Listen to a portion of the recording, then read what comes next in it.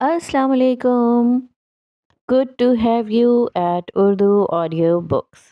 حاضر خدمت ہے سعدیہ راجپوت کا ناول عشق آتش، ایپیسوڈ 11. 7 بجے کہیں جا کر وجدان کو ہوش آیا تو وہ آنکھیں کھول کر چھت کو دیکھنے لگا. پھر اس نے گردن ہلا کر دائیں بائیں دیکھا. اپنے گھر والوں کو اپنے پاس دیکھ کر اس نے پوچھا، میں کہاں ہوں؟ تم ہاسپٹل میں ہو. مصطفیٰ عظیم اس کے پاس آ کر بولے، مگر اسے فوری طور پر کچھ یاد نہیں آیا تو حیرت سے بولا، ہاسپٹل میں؟ ہاں، تمہارا ایکسیڈنٹ ہو گیا تھا. ایکسیڈنٹ؟ وجدان کو سب یاد آ گیا، یہ بھی کہ وہ ملیحہ سے ملنے جا رہا تھا. وہ جھٹکے سے اٹھ کر بیڈ سے کھڑا ہو گیا، مگر چکر آ گئے اور ساتھ ہی سر میں ٹیز بھی اٹھی تھی. دونوں ہاتھوں سے سر تھام کر وہ واپس بیڈ پر بیٹھ گیا. آرام سے بیٹا. عائشہ نے قریب آ کر اس کے بالوں میں ہاتھ پھیرا. کیا ٹائم ہو رہا ہے؟ وجدان کے پوچھنے پر مزمل نے گھڑی دیکھ کر کہا، شام کے 7 بج رہے ہیں. کیا؟ اسے یقین ہی نہیں آیا. پھر وہ چکراتے سر اور درد کرتے گھٹنوں کی پرواہ نہ کرتے ہوئے بیڈ سے اٹھ کر مزمل کے پاس آ کر بولا، مزمل بھائی، اپنی گاڑی کی چابی دیں، مجھے جانا ہے. کہاں جا رہے ہو؟ ابھی تو ہوش آیا ہے، تمہارا چیک اپ ہونا باقی ہے. عائشہ مصطفیٰ پریشان ہو گئیں. تمہاری ماں ٹھیک کہہ رہی ہے وجدان، چیک اپ سے پہلے تم کہیں نہیں جا سکتے. پھر تم نے صبح سے کچھ کھایا بھی نہیں ہے. ابو پلیز، میرا دم رک رہا ہے اور آپ کو کھانے کی پڑی ہوئی ہے. اس کے لہجے کی بے قراری محسوس کر کے مصطفیٰ عظیم خاموش ہو گئے اور وہ پھر سے مزمل سے بولا، بھائی چابی دیں. مزمل سمجھ گیا کہ وہ رکے گا نہیں، اس لیے نرمی سے بولے، دیکھو تم اس حالت میں ڈرائیو نہیں کر سکتے. جہاں جانا ہے میں تمہیں لے جاتا ہوں. بتاؤ کہاں جانا ہے؟ وجدان اس سوال پر الجھ گیا. 7 بجے لائبریری بند ہو جاتی تھی اور ایگزیبیشن بھی اس وقت تک ختم ہو چکی ہوگی. پھر ملیحہ سے ملنے کی کیا صورت ہو؟ سوچتے سوچتے اس کی نظر انیقہ پر پڑی تو یوں ہی پوچھنے لگا، بھابھی میرے لیے کوئی فون آیا تھا یا گھر پر میرا کوئی پوچھنے آیا ہو؟ انیقہ اندر ہی اندر گھبرا گئی، مگر اس کے بولنے کی نوبت ہی نہیں آئی اور عائشہ نے کہا، ہاں آفاق کا فون آیا تھا، کہہ رہا تھا ضروری کام ہے، تم اسے فون کر لو. وجدان کو پتہ نہیں کیوں لگا کہ آفاق ملیحہ کے بارے میں بات کرنا چاہ رہا ہوگا. وہ تیزی سے بولا، مزمل بھائی، مجھے آفاق کے گھر لے چلیں. ٹھیک ہے چلو. وجدان کو سہارا لے کر ساتھ لے جاتے مزمل سے مصطفیٰ عظیم متفکر ہو کر بولے، اس کا خیال رکھنا. جی ابو. اس نے کہا اور وجدان کے ساتھ باہر نکل آیا، جو لڑکھڑاہٹ کے باوجود سیدھا چلنے کی کوشش کر رہا تھا. آفاق کے گھر پہنچے تو وہاں کوئی نہیں تھا. اب کیا کرو گے؟ مزمل نے پوچھا. دیکھو ساری فیملی کہیں گئی ہوئی ہے اور واپسی میں یقیناً دیر ہو جائے گی، تو چوکیدار کی طرح گیٹ پر بیٹھے رہنے سے کیا یہ بہتر نہیں کہ ہم کسی ہوٹل میں جا کر کھانا کھا لیں؟ مجھے بہت بھوک لگ رہی ہے. آخر میں وہ بے چارگی سے بولا تو وجدان ہنس پڑا. ٹھیک ہے لیکن بل آپ دیں گے؟ وکیلوں کی نظر دوسروں کی جیب پر کیوں ہوتی ہے؟ کیونکہ دوسروں کی جیب سے ہی وکیلوں کی جیب میں مال آتا ہے. اس نے مسکراتے ہوئے کہا تو مزمل نے کہا، پیٹ باتوں سے بھر لیں گے تو کھائیں گے کیا؟ چلو. اور دونوں بھائی پاس کے ہی ہوٹل میں کھانا کھانے چل پڑے. کھانے کے بعد افتخار حسن نے رخصت کی اجازت چاہی تو ملیحہ سمیرہ سے مل کر منت سے بولی، آج رک جاؤ سمیرہ. صبح تو آفاق نے سمیرہ سے بات کرنے کو ٹال دیا تھا، مگر اس وقت اسے سمیرہ سے بات کرنے کی بہت جلدی تھی. اس لیے اس نے ملیحہ کی حالت کو نظر انداز کرتے ہوئے اشارے سے سمیرہ کو منع کر دیا. اس کا اشارہ سمجھ کر سمیرہ نے ملیحہ سے نہ چاہتے ہوئے بھی معذرت کر لی. آج تو نہیں رک سکتی، مگر کل میں صبح سے ہی آ جاؤں گی. پھر سے اسے اپنا خیال رکھنے کا کہہ کر گاڑی میں جا بیٹھی. آفاق بھی بابا جان کو اللہ حافظ کہہ کر نور الہدیٰ سے گلے ملنے کے بعد گاڑی میں آ گیا. تم ملیحہ اور وجدان کے بارے میں کیا جانتی ہو؟ گاڑی میں وہ دونوں ہی تھے. اسی بات کا فائدہ اٹھا کر ڈرائیونگ کرتے ہوئے آفاق نے چپ بیٹھی سمیرہ سے اچانک ہی پوچھا. وہ براہ راست سوال پر گڑبڑا گئی. پھر اسے سچ بتانا بہتر لگا. سب کچھ. مگر ایک بات نہیں جانتی کہ وعدہ کرنے کے بعد وجدان لائبریری کیوں نہیں آیا۔ یہ تو میں بھی جاننا چاہتا ہوں، اس نے دھیرے سے کہا، پھر پوچھا، یہ شادی کا کیا معاملہ ہے؟ ملیحہ کی شادی نہیں ہو رہی آفاق، اسے زندہ دیوار میں چنوایا جا رہا ہے۔ کل رات اس نے پھپھا جان سے وجدان کے لیے بات کی تھی اور وہ بھڑک گئے، پھر صبح اسے نکاح کی خبر دے دی۔ یعنی میرا شک صحیح تھا، لیکن نور الہدا اس شادی کے لیے کیسے راضی ہو گیا، وہ بھی فوراً؟ پھپھا جان کو جانتے نہیں ہیں کہ کوئی 30 مار خان بھی ان کے سامنے دم نہ مارے؟ نور الہدا کیا چیز ہے؟ پھر ملیحہ میں کس چیز کی کمی ہے جو وہ انکار کرتا؟ بیزار سے لہجے میں کہہ کر وہ کھڑکی سے باہر دیکھنے لگی۔ جب یہ قافلہ اپنی منزل پر پہنچا تو وجدان کو وہاں دیکھ کر حیران رہ گئے، جو سر پر پٹی لپیٹے کار کے بونٹ پر چڑھ کر بیٹھا تھا اور مزمل اس کے سامنے کھڑا جوتے کی ٹوہ سے زمین کھرچ رہا تھا۔ کسی نے بھی گاڑی گیٹ سے اندر جانے کا انتظار نہیں کیا اور دروازے کھول کر وہیں اتر گئے۔ سمیرہ کی امی اس کی پٹی اور چہرے پر خراشوں کو دیکھ کر پریشان ہو گئیں۔ یہ سب کیا ہے وجدان، تمہیں چوٹ کیسے لگی؟ کچھ نہیں خالہ، بس بائک سلپ ہو گئی تھی۔ مگر یہ ہوا کیسے؟ افتخار حسن بھی اس طرف چلے آئے۔ آپ اندر تو چلیں، پھر بتاتا ہوں، کہتے ہوئے اس نے کار میں بیٹھے آفاق کو دیکھا جو کار گیٹ کے اندر لے گیا۔ پورچ میں کار روک کر وہ باہر آ گیا۔ وجدان، اندر آ جاؤ، باہر بہت ٹھنڈ ہے۔ مزمل بھائی آپ بھی آ جائیں۔ پھر سب آگے پیچھے اندر چلے گئے۔ آفاق کی آنکھوں کا غیر معمولی تاثر دیکھ کر وجدان ٹھٹک گیا، پر یہ بھی جانتا تھا کہ حادثے کی تفصیل جانے بغیر کوئی چین سے نہیں بیٹھے گا۔ ہال میں سب کے بیچ بیٹھ کر وہ حادثے کے بارے میں سب بتا چکا تو آفاق نے اسے مخاطب کیا، وجدان میرے کمرے میں آ جاؤ، ضروری بات کرنی ہے۔ وجدان آفاق کے ساتھ اٹھ گیا تو ان کے پیچھے سمیرہ بھی وہاں سے چلی آئی۔ تمہارا ایکسیڈنٹ آج نہیں ہونا چاہیے تھا وجدان، کمرے میں آتے ہی آفاق نے اسے دیکھ کر متاسف لہجے میں کہا تو وجدان اس کے انداز پر چونک کر بولا، ہوا کیا ہے؟ ہم ملیحہ کی انگیجمنٹ اٹینڈ کر کے آ رہے ہیں اور 3 دن بعد اس کی شادی ہے۔ وجدان کے سر پر بم پھٹا۔ سمیرہ کمرے میں آئی تو اسے دیکھ کر آفاق نے کہا، باہر سے فون لے آؤ اور آتے ہوئے دروازہ بند کر لینا۔ سمیرہ الٹے پیروں مڑ گئے اور کوریڈور میں رکھا فون اٹھا کر کمرے میں لے آئی۔ دونوں الگ الگ صوفے پر بیٹھے تھے جن کے بیچ میں ٹیبل رکھا تھا۔ سمیرہ نے فون ٹیبل پر رکھا، پھر دروازہ بند کرتی وہ آفاق کے برابر بیٹھی اور کسی کے کہے بنا ہی ریسیور اٹھا کر ملیحہ کا نمبر ڈائل کرنے لگی۔ ملیحہ پر بے حسی کی کیفیت آ رہی تھی۔ وہ روانی سے قلم چلاتے ہوئے دل کے اندر دبے راز ڈائری پر لکھ رہی تھی کہ دروازے پر دستک ہوئی۔ بیڈ پر بیٹھی سر جھکا کر لکھتی ملیحہ نے ہاتھ روک کر دروازے کی طرف دیکھا۔ دروازہ کھلا ہے، آ جاؤ۔ اس کی آواز پر بہادر نے دروازہ کھول کر اندر دیکھا۔ کہو کیا بات ہے؟ بی بی صاحب آپ کے لیے فون آیا ہے۔ ملیحہ کی نظروں میں کائنات گھوم گئی تھی۔ کس کا؟ دھڑکتے دل کے ساتھ اس نے پوچھا۔ سمیرہ بی بی کا، اور ملیحہ نے بے دردی سے نچلا ہونٹ دانتوں سے کاٹ ڈالا۔ اسے کہو میں صبح بات کروں گی، بول کر وہ پھر سے ڈائری میں کچھ لکھنے لگی، پھر خود ہی کچھ سوچ کر ڈائری بند کر کے تکیے کے نیچے رکھی اور باہر آ گئی۔ سیڑھیوں کے اختتام پر ریلنگ کے ساتھ آبنوس کا اونچا اسٹول رکھا تھا جس پر فون رکھا رہتا تھا۔ بہادر نے ریسیور اٹھایا ہی تھا کہ ملیحہ نے ریسیور اس کے ہاتھ سے لے کر کہا، تم جاؤ۔ پھر فون پر ہیلو کہا۔ تمہیں معلوم ہے آج وجدان کیوں نہیں آیا تھا؟ ملیحہ بھلا کیا کہہ سکتی تھی؟ سمیرہ نے اس کے بولنے کا انتظار بھی نہیں کیا۔ وجدان کا ایکسیڈنٹ ہو گیا تھا۔ ملیحہ کو ریلنگ تھامنا پڑی ورنہ وہ گر جاتی۔ پھر ریلنگ کے سہارے دھیرے دھیرے آخری سیڑھی پر بیٹھ گئی۔ وہ صبح لائبریری ہی آ رہا تھا کہ موڑ کاٹتے ہوئے بائک سلپ ہو گئی۔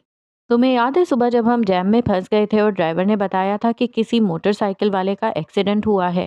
وہ وجدان ہی تھا۔ وہ ٹھیک تو ہے؟ ملیحہ کے حلق سے پھنسی پھنسی آواز نکلی۔ ہاں ٹھیک ہے، شکر ہے۔ ملیحہ نے بے ساختہ شکر ادا کیا تو سمیرہ پوچھنے لگی، اب تمہارا فیصلہ کیا ہوگا؟ میرا فیصلہ؟ اس نے گمسم سی سرگوشی کی۔ تبھی وجدان نے سمیرہ کے ہاتھ سے ریسیور لے لیا مگر ملیحہ کو بولتا سن کر چپ ہی رہا جو کہہ رہی تھی، فیصلہ کرنے کا اختیار کبھی بھی میرے پاس نہیں رہا۔ میرے فیصلے کا کیا پوچھتی ہو؟ فیصلہ تو ہو بھی چکا، اب تو بس عمل کرنا باقی ہے، اور میرے پاس کوئی راہ فرار نہیں۔ اگر کوئی تھی بھی تو اب نہیں رہی۔ جانتی ہو ہادی بھائی نے مجھ سے کیا کہا؟ اس کی آنکھیں یکدم ڈبڈبا گئیں۔ وجدان سناٹوں میں گھرا اس کی آواز سن رہا تھا۔ ملیحہ نم آواز میں بولی، انہوں نے کہا وہ مجھ سے محبت کرتے ہیں۔ میں بھی ہادی بھائی سے محبت کرتی ہوں، اور اس محبت کے ساتھ میں نے ایک دعا بھی کی تھی کہ میری خوشی کی خاطر اپنا دکھ سہنے کا حوصلہ رکھنے والے کو کبھی دکھ نہ ملے۔ اگر میں ابھی جا کر ان سے کہوں کہ مجھے وجدان مصطفیٰ کا ساتھ بخش دیں تو وہ زمانے سے لڑ جائیں گے، مگر میں اس شخص کا ساتھ چھوڑنے کا حوصلہ کہاں سے لاؤں جو مجھے ساتھ چھوڑ کر جانے کی اجازت دے رہا ہو؟ حوصلہ تو وجدان میں بھی نہیں تھا کہ ملیحہ کو اس کا ساتھ چھوڑ کر اپنا ہاتھ تھامنے کو کہے، جس کا ساتھ چھوڑنے کی طاقت ملیحہ میں نہیں۔ بے اختیاری بے بسی نہیں ہوتی، بلکہ بے بسی تو یہ ہے کہ انسان کی بے اختیاری اس کے اختیار کی پابند ہو جائے۔ ملیحہ کی بے بسی وجدان کو بے بس کر رہی تھی، جو سست آواز میں کہہ رہی تھی، محبت بوجھ نہیں ہوتی، پھر بھی جھکا دیتی ہے۔ میں جھکتی جا رہی ہوں۔ ہادی بھائی نے میرے کاندھوں پر محبت کا بوجھ اتنا بڑھا دیا ہے کہ میری پیشانی زمین سے جا لگی ہے۔ میں نظر نہیں اٹھا پا رہی، سر کیسے اٹھاؤں؟ اور وجدان، اس کی آواز میں درد گھل گیا۔ جب ملا تھا تو سوچا بھی نہیں تھا کہ یہ شخص میرے دل کا درد بن جائے گا۔ وجدان کے اپنے دل میں درد اٹھا تھا جسے محسوس کیے بغیر وہ کہہ رہی تھی، اگر 24 گھنٹے پہلے کوئی مجھ سے پوچھتا تم وجدان سے محبت کرتی ہو تو میں کہتی ہاں، میں وجدان سے محبت کرتی ہوں۔ لیکن اگر اس وقت کوئی مجھ سے یہ سوال پوچھے گا تو میں کہوں گی میں وجدان سے محبت نہیں کرتی۔ وجدان کو لگا وہ سانس نہیں لے پائے گا۔ مجھے وجدان سے عشق ہے۔ وجدان کو لگا وہ کبھی سانس نہیں لے پائے گا۔ اس نے اس بے دردی سے اپنا نچلا ہونٹ دانتوں تلے دبایا کہ خون رسنے لگا۔ ادھر ملیحہ کی آواز میں سسکیاں گھل گئی تھیں۔ پر وہ چیز جو میں زندگی میں کبھی نہیں سیکھ پائی، محبتوں کو کیٹاگرائز کرنا ہے۔ میں کبھی جان نہیں پائی کیسے کسی کی محبت کو سب سے اوپر والے خانے میں رکھتے ہیں اور کیسے دوسری محبت کو نیچے والے خانے میں۔ مجھے بس محبت کرنا آتا ہے، اور میں نے بابا جان سے، ہادی بھائی سے اور وجدان سے محبت کی، مگر جب نبھانے کی باری آئی تو کوئی ایک محبت بھی ڈھنگ سے نبھا نہیں پائی۔ اس کی آواز سسکیوں میں ڈوب گئی۔ کھنچے ہوئے چہرے کے ساتھ وجدان کی گرفت ریسیور پر سخت ہوتی جا رہی تھی۔ بے بسی سی آواز ابھری، کاش میری زندگی میں ایک معجزہ ہو جائے، میں آنکھیں بند کر کے کھولوں تو سامنے وجدان ہو۔ اس نے اصل میں آنکھیں بند کر کے کھولیں، پھر غیر مرئی نقطے کو دیکھتے ہوئے کہنے لگی، میں اسے وہ سب کہہ دیتی جو میرے دل میں ہے کہ اس کے بغیر میں مر جاؤں گی۔ وہ میری زندگی کا حاصل ہے، بہت چاہا ہے اسے، اتنا کہ اب اس چاہت سے دستبردار نہیں ہوا جاتا۔ اس سے الگ ہونے کا خیال میرے جسم سے روح کھینچ رہا ہے۔ کاش وہ کہیں سے آ جائے، ایک بار سہی، آخری بار سہی، میں اسے جی بھر کے دیکھ تو لوں۔ اب ایک عمر اس کے بغیر گزارنی ہے، کوئی تو سہارا ہو۔ اس نے ایک بار کہا تھا، آپ اپنے 24 گھنٹوں میں سے ایک پل مجھے نہیں دے سکتی۔ آج کوئی جا کر اس سے پوچھے، اپنی پوری زندگی میں سے ایک پل مجھے نہیں دے گا؟ ایک پل، مجھے صرف ایک پل دے دے، ایک بار مجھ سے ملنے آ جائے، بس ایک بار۔ وہ دونوں ہاتھوں سے ریسیور تھامے تڑپ تڑپ کر روتے ہوئے فریاد کرتی جا رہی تھی۔ وجدان کا پورا وجود اس بارش میں بھیگ گیا تھا۔ ملیحہ، اس نے بے چین ہو کر اسے پکارا۔ ملیحہ ایک دم چپ ہو گئی، وہ دم سادے بیٹھی تھی۔ وجدان کی آواز پہچاننے میں اسے ایک سیکنڈ کی دیر نہیں لگی۔ کچھ دیر پہلے وہ کہہ رہی تھی کہ وجدان کہیں سے آ جائے، اور اب جب وہ اس کی آواز سن رہا تھا تو ملیحہ سے کچھ بولا ہی نہیں گیا۔ اس نے چند لمحوں کی خاموشی کے بعد چپ چاپ ریسیور کریڈل پر ڈال دیا۔ آفاق وجدان کے تناؤ بھرے چہرے کو دیکھ رہا تھا، جو لب بھینچے خاموش بیٹھا تھا۔ نہ جانے ملیحہ کیا کہہ رہی تھی کہ ریسیور پر اس کی گرفت سخت ہوتی جا رہی تھی۔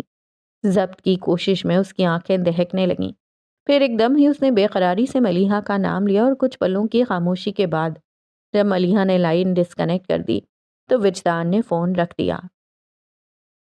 ملیحہ کیا کہہ رہی تھی؟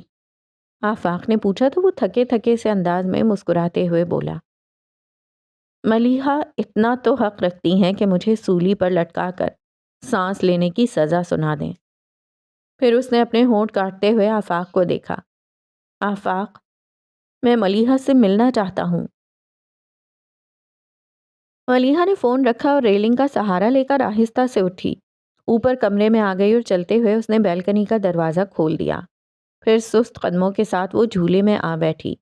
سرد ہوائیں چل رہی تھیں جن کے زور سے چائمز لے میں بج رہے تھے۔ سردی کی شدت نے پل بھر میں ملیحہ کے گال گلابی کر دیے تھے اور ہاتھ پیر برف کی مانند ٹھنڈے، مگر اس کی ہر حس جیسے مر چکی تھی۔ وہ وہیں پاؤں اوپر رکھ کر لیٹ گئی۔ ملیحہ نے آسمان کی طرف دیکھا۔ اسے 14ویں کا چاند پسند تھا۔ ملیحہ نے چاند کو دیکھ کر اندازہ لگایا ابھی 14 تاریخ میں کچھ دن باقی تھے۔ کیا میں بس چاندنی کا انتظار ہی کرتی رہ جاؤں گی؟ کڑی دھوپ میری زندگی کا سایہ کب تک بنی رہے گی؟ اس نے تھک کر سوچا، پھر بہت دل سے دعا کی، یا اللہ مجھے اس آزمائش سے نکال دے، انتخاب میرے بس کی بات نہیں۔ اس کی وہ رات بھی آنکھوں میں کٹ گئی اور وہ پلک تک جھپک نہ پائی۔ فجر کی اذان کے ساتھ اس کے بے جان جسم میں حرکت ہوئی اور وہ اٹھ بیٹھی۔ نماز پڑھ چکی تو اس کے ہاتھ دعا کے لیے اٹھ گئے، مگر دعا نہیں کر سکی۔ ہاتھ اٹھاتے ہی جو دعا اس کے لب پر آنے کو مچلی تھی وہ نور الہدیٰ کے لیے بد دعا تھی، اور ملیحہ کبھی نور الہدیٰ کو بد دعا نہیں دے سکی تھی۔ اس نے دعا کے لیے اٹھے ہاتھ گرا دیے اور جائے نماز سے اٹھ گئی۔ ملیحہ کو پانی حلق سے اتارنا مشکل ہو گیا تھا، نوالے کیا نگل تھی، لیکن بابا جان اور نور الہدیٰ ناشتے پر آئے تو نور الہدیٰ اس کی غیر موجودگی کو محسوس کر کے بولے، ملیحہ ناشتہ نہیں کرے گی؟ اٹھ تو گئی ہوگی، دیر تک سونے کی اسے عادت نہیں ہے۔ بابا جان نے یہ نہیں بتایا کہ وہ ناشتے کے لیے منع کر چکی ہے، بلکہ کہا ملیحہ اپنے کمرے میں ناشتہ کرے گی۔ اس جھوٹ کی وجہ بھی تھی۔ وہ جانتے تھے کہ یہ سن کر کہ ملیحہ نے ناشتہ کرنے سے منع کر دیا ہے، نور الہدیٰ سیدھے اس کے پاس پہنچ جائیں گے اور پھر شاید اس کے سوتے ہوئے چہرے کو دیکھ کر کچھ اخذ بھی کر لیں، اور اب ملیحہ کا مستقبل ان کے ہاتھ میں تھا۔ بابا جان نہیں چاہتے تھے ملیحہ کی طرف سے ان کے دل میں کبھی بال آئے۔ وہ ایک باپ کی طرح اپنی بیٹی کی نادانی پر پردہ ڈالے رکھنا چاہتے تھے۔ ملیحہ کے لیے نور الہدیٰ کا دل بہت کشادہ تھا، مگر بابا جان جانتے تھے بیوی کے لیے اکثر مردوں کا دل تنگ ہوتا ہے، اسی لیے بابا جان نہیں چاہتے تھے کہ وہ مشکوک ہوں۔ لیکن نور الہدیٰ کے لیے یہ تبدیلی بھی حیران کن تھی۔ کمرے میں کیوں؟ بابا جان قصدن مسکرا کر بولے، بھائی ہمارے یہاں جب شادی کی تاریخ طے ہو جاتی ہے تو لڑکی کا لڑکے سے پردہ کرا دیا جاتا ہے۔ اب شادی تک ملیحہ تمہارے سامنے نہیں آ سکتی۔ اوکے، نور الہدیٰ زیر لب مسکرائے۔ ناشتے سے فارغ ہوئے کچھ ہی دیر ہوئی تھی کہ ملیحہ کی خالہ اور مومانیاں اس کی کزنز کے ساتھ آ گئیں۔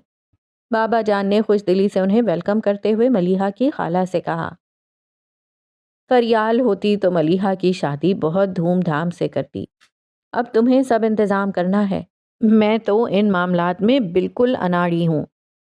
فکر مت کریں بھائی صاحب، ملیحہ میری اپنی بیٹی ہے، میں اور بھابیاں مل کر سب سنبھال لیں گے۔ آمنہ نے خلوص سے یقین دلایا۔ انشاءاللہ کہیں کوئی کسر نہیں رہے گی بھائی صاحب، بڑی مومانی نے کہا۔ پھر واقعی انہوں نے سب انتظامات خوش اسلوبی سے سنبھال لیے۔ لان کافی کشادہ تھا، صرف چوڑائی ہی 500 گز تھی اور 20,000 گز پر بنے قصر فاروقی کے گرد دائرے کی شکل میں چاروں طرف پھیلا تھا، اور مہمانوں کی تعداد محدود تھی۔ افتخار حسن اور منیر حسن کے خاندان اور آمنہ کی فیملی کے علاوہ گنے چنے کچھ خاص لوگ ہی تھے، اس لیے ڈیسائیڈ ہوا کہ فنکشن قصر فاروقی میں ہی ارینج کیا جائے گا۔ مہندی کا دن آ گیا، مگر ملیحہ کی حالت میں کوئی فرق نہیں آیا۔ اس کے احساسات پر برف جم چکی تھی۔ شام ڈھل چکی تھی اور قصر فاروقی جگمگاتی روشنیوں سے بقع نور بنا ہوا تھا۔ پیلے کاٹن کے سلور گوٹا لگے شلوار قمیض میں ملیحہ کے کانوں میں موتیے کے بالے جھول رہے تھے۔ دونوں کلائیوں میں بھر بھر کر پہنی کانچ کی چوڑیوں کے آگے موتیے اور گلاب کے مہکتے گجرے اس کی دودھیا کلائیوں میں سجے تھے۔ اس کے لمبے بالوں کو موتیے کی لڑیوں سے گوند کر چوٹی کی شکل میں سنوارا گیا تھا۔ کاٹن کا پیلا دوپٹہ اس نے سر پر اوڑھ رکھا تھا۔ لڑکیاں اسے اپنی ہمراہی میں لیے کمرے سے باہر آئیں، جو 2 دن سے اس کی مستقل قیام گاہ بنا ہوا تھا، اور سیڑھیاں اتر کر ہال کے باہر والے دروازے سے ہوتی لان میں آ گئیں۔ ملیحہ کو نور الہدیٰ کے برابر میں بٹھا دیا گیا۔ لڑکوں نے اپٹن کا کھیل شروع کر دیا، مگر لڑکیوں کو اپنے کپڑے بہت عزیز تھے۔ وہ اس کھیل میں شامل نہیں ہوئیں اور گانے گاتی رہیں۔ سارے لڑکے سفید کاٹن کے شلوار قمیض پہنے ہوئے تھے، جن کا حال اب بے حال ہو چکا تھا۔ وہ اپنے ہی چہرے رنگنے میں لگے رہے۔ کسی کو ملیحہ کے برابر بیٹھے اس تماشے کو دیکھ کر ہنستے نور الہدیٰ کا خیال ہی نہیں آیا۔ خود کو بچاتے جنید کی نظر ان پر پڑی تو وہ چلایا، بھائیوں، اسے کہتے ہیں بیگانی شادی میں عبداللہ دیوانہ۔ تم سب اپنا ستیہ ناش کیے جاؤ۔ ادھر نور الہدیٰ آرام سے ہونے والی بیگم کی بغل میں بیٹھا دانت نکال رہا ہے۔ پھر تو سبھی مٹھیوں میں اپٹن بھرے نور الہدیٰ کی طرف دوڑے۔ نور الہدیٰ نے جو اس جمع غفیر کو اپنی طرف آتا دیکھا تو محاورتاً نہیں، حقیقتاً ملیحہ کے سر کے اوپر سے چھلانگ لگا کر پیچھے کی طرف دوڑے، مگر صمد نے انہیں جا لیا۔ پھر سب انہیں گھسیٹتے ہوئے بیچ ہال میں لے آئے۔ اب نور الہدیٰ گھاس پر دراز تھے اور ہر طرف سے ان پر اپٹن تھوپا جا رہا تھا۔ وہ چلانے لگے، بس کرو یار، کل میری شادی ہے، کیوں شکل بگاڑ رہے ہو؟ بڑا نازک دل ہے تمہاری بھابھی کا، بیچاری ڈر جائے گی۔ مگر کوئی بھی انہیں چھوڑنے پر تیار نہیں تھا۔ گھونگھٹ میں لاتعلق بیٹھی ملیحہ نے نور الہدیٰ کی آواز سنی تو سر اٹھا کر دیکھا۔ واقعی نور الہدیٰ کے چہرے پر اتنا اپٹن ملا گیا تھا کہ لڑکوں کے شکنجے میں ملیحہ کو انہیں پہچاننے میں دقت ہوئی، اور جب پہچان لیا تو بے ساختہ ذرا سا مسکرائی۔ 3 دن بعد ملیحہ نے سمیرہ کے بے جان چہرے پر کچھ دیکھا تھا، اور وہ بھی مسکراہٹ۔ اسے اپنا سانس بحال ہوتا محسوس ہوا، جیسے لوہا لوہے کو کاٹتا ہے اور زہر زہر کا علاج ہوتا ہے۔ خدا کرے نور الہدیٰ کی محبت وجدان کی محبت کے زخم کا مرہم بن جائے، آمین۔ اس نے دعا کی۔ سر اٹھانے کی وجہ سے ریشمی آنچل ملیحہ کی پیشانی سے پیچھے کو سرک گیا تھا۔ پل بھر کے لیے نور الہدیٰ کی نظر اس پر پڑی تھی۔ 3 دن بعد اس کا چہرہ دکھائی دیا تھا۔ وہ اسے دیکھتے رہ گئے۔ ملیحہ اب بھی غائب دماغی کی حالت میں تھی۔ اسے چہرہ چھپانے کا خیال ہی نہیں آیا، الٹا ان کی حالت پر مسکرا دی۔ اسے مسکراتا دیکھ کر تو نور الہدیٰ اندر تک شانت ہو گئے تھے۔ پھر ہنستے ہوئے زور سے بولے، اب اور تو میری درگت نہ بناؤ، وہ دیکھو میری دلہن ہنس رہی ہے۔ ان کے میری دلہن کہنے پر ایک دم سے ملیحہ کی مسکراہٹ غائب ہو گئی، اور اس نے سر کو جھکا کر چہرہ چھپاتے ہوئے سمیرہ سے گھونگھٹ ٹھیک کرنے کو کہا۔ نور الہدیٰ کو اس کا گریز بھی اچھا لگا تھا۔ آج گھونگھٹ گرا لو، کل تو میں ہی گھونگھٹ اٹھاؤں گا۔ انہوں نے ملیحہ کے ڈھکے چھپے وجود کو دیکھ کر دل میں محفوظ سی سرگوشی کی۔ سمیرہ تکیہ گود میں لیے بیڈ پر بیٹھی تھی۔ 1 بجنے والا تھا اور نیند کا دور دور تک کوئی پتہ نہیں تھا۔ یوں بھی آج کل وہ ملیحہ جاگنے کا شغل ہی کیا کرتی تھی۔ دونوں چپ چاپ بیٹھ کے دور دراز کونوں پر لیٹی چھت کو اندھیرے میں گھورتی رہتیں۔ ملیحہ باتھ روم سے آئی تو ہاتھوں اور پیروں پر لگی مہندی دھل چکی تھی۔ سمیرہ نے دیکھا تو ملامت کرنے لگی، مہندی ابھی کیوں دھو دی؟ صبح دھوتی تو رنگ نکھر جاتا۔ رنگ تو اب بھی نکھرا ہوا ہے۔ اس نے ہاتھ سمیرہ کے آگے کیے جن پر مہندی کا رنگ بہت گہرا تھا۔ سمیرہ نے اس کے ہاتھ پکڑ کر دیکھے، پھر مسکرا کر بولی، نور الہدیٰ تم سے بہت پیار کرتے ہیں، اس میں کوئی شک نہیں۔ اس کے عام سے لہجے میں ناز مفقود تھا۔ سمیرہ نے اسے دیکھا، تمہیں اس بات کی خوشی نہیں ہے کہ جس شخص سے تمہاری شادی ہو رہی ہے وہ اس دنیا میں سب سے زیادہ تمہیں چاہتا ہے؟ خوشی کیوں نہیں ہوگی؟ ہر لڑکی چاہتی ہے کہ شوہر کی من چاہی ہو۔ اب بھی اس کے لہجے میں کوئی غیر معمولی پن نہیں آیا تھا۔ پھر بات بدلنے کو بولی، چائے پیو گی؟ اپنے لیے بنانے جا رہی ہوں۔ تم اور چائے؟ سمیرہ حیران ہو کر بولی، ہاں۔ ملیحہ نے آرام سے کہا، اصل میں نور الہدیٰ کو چائے بہت پسند ہے۔ تم کچھ زیادہ ہی ان کی پسند ناپسند کا دھیان نہیں رکھنے لگیں؟ سمیرہ تیکھے لہجے میں بولی، جب ان کی خاطر اپنی پسند ہی چھوڑ دی تو ان کی پسند اپنانے میں کیا حرج ہے؟ اس نے وجدان کا نام نہیں لیا تھا، پھر بھی سمیرہ سمجھ گئی وہ وجدان کی بات کر رہی ہے۔ پھر اس نے یہی عادت اپنا لی تھی کہ کہیں بے اختیاری میں وجدان کا ذکر زبان سے سرزد ہو بھی جاتا تو بھی اس کا نام نہیں لیتی تھی۔ منگنی والے دن کے بعد سمیرا نے اس کی زبان سے وجدان کا نام نہیں سنا تھا۔ وہ گہری نظروں سے اسے دیکھتی رہی، پھر سانس بھر کر کہا، تم بیٹھو، میں چائے بنا کے لاتی ہوں۔ وہ چائے بنانے کے لیے اٹھ گئی تو ملیحہ فارغ بیٹھنے کے بجائے اپنے اسٹوڈیو میں آ گئی۔ اس نے نیا کینوس اٹھا کر ایزل پر رکھا، برش ہاتھ میں لے کر سوچنے لگی کہ کیا بنائے، اور پھر کسی شعوری کوشش کے بغیر ہی اس کا ہاتھ کینوس پر چلنے لگا۔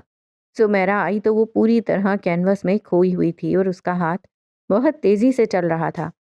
اسے مگن دیکھ کر آواز دینے کے بجائے کپ ٹیبل پر رکھتے ہوئے سمیرا اسٹوڈیو میں آ گئی اور اس کی پشت سے آگے ہو کر دیکھا کہ وہ کیا بنا رہی ہے، مگر کینوس پر نظر پڑتے ہی اس کا دماغ بھگ سے اڑ گیا۔ سمیرا نے وحشت زدہ نظروں سے ملیحہ کے چہرے کو دیکھا تو اس کے ٹھٹکنے کو محسوس کر کے ملیحہ نے اسے دیکھ کر کہا، تمہیں کیا ہوا ہے؟